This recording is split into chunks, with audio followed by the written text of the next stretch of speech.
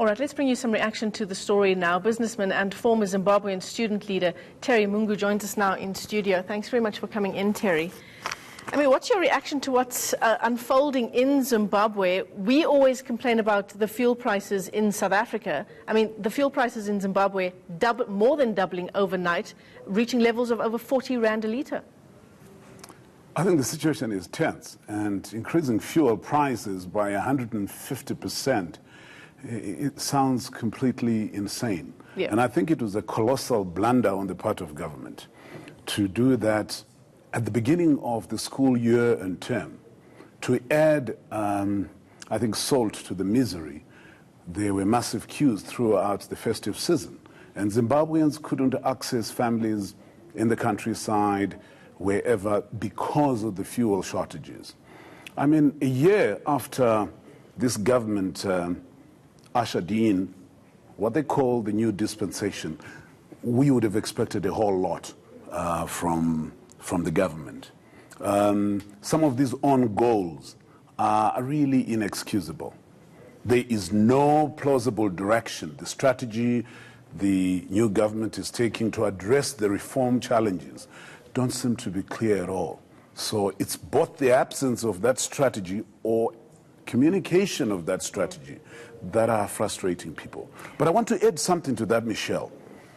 90% of Zimbabwe's government budget goes to funding salaries and expenses of running related to wages and allowances.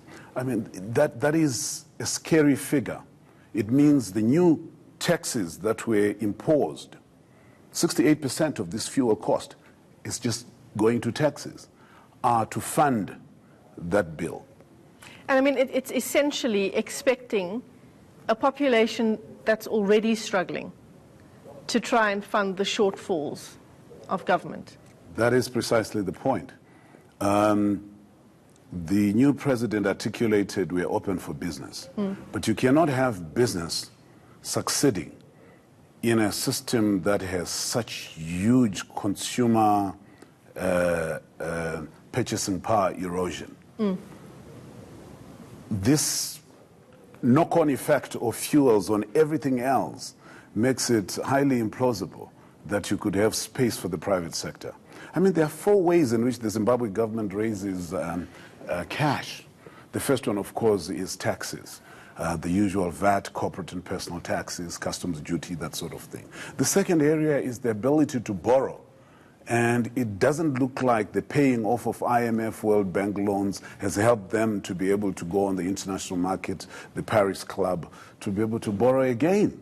The third method would be finding donor assistance, aid.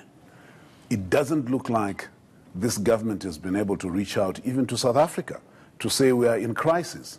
So there's a huge insensitivity on the part of the government, knowing the extent of the crisis, that they have failed to reach out to South Africa to say, we are in fact in a grave situation, can you help us? So throwing in a 150% increase in fuel costs is exceptionally insensitive. And it's incredibly difficult to understand, but in the midst of this, you're talking about reaching out to South Africa. In the midst of this, Emmerson Mnangagwa is on a 5-country tour trying to, according to him, build these economic bridges, speaking to his election campaign slogan that Zimbabwe is open for business.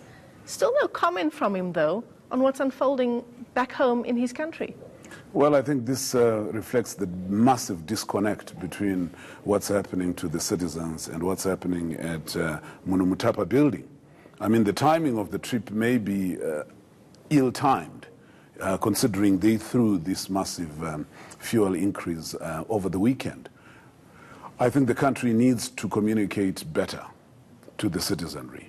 They need to give everybody a timeline when they will be able to resolve the monetary situation. Zimbabweans cannot access their money that's sitting in bank accounts still.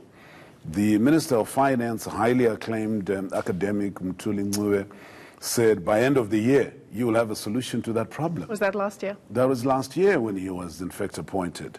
We don't see an end in sight to the monetary crisis.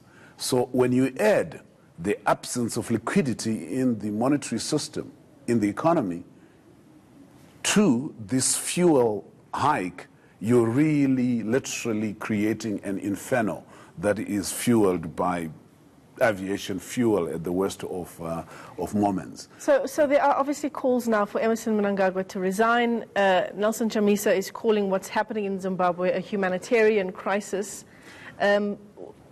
What should happen? We know what we want to happen, but what most likely should happen here? I want to make a comment about the movement for democratic change. I don't think the MDC itself is innocent of failure to be a responsible or effective opposition in this particular circumstance. They have, since the elections, articulated statements that suggest they want to keep the sanctions on, which doesn't help the situation. They have articulated they want to see a failure of this government. Are they still electioneering? They are still in election mode. Yeah. So I think they need to grow up and become an effective opposition that says the solutions required to, in fact, reform the economy are A, B, C, D. No matter who is in power. No matter who's in power. So they seem to be in big electioneering mode. They want a transitional government. I think they've got to get over it. But this is in addition to the government's own goals. So you are sitting with a citizenship which has an almost ineffective government and an ineffective opposition between a rock and a hard place.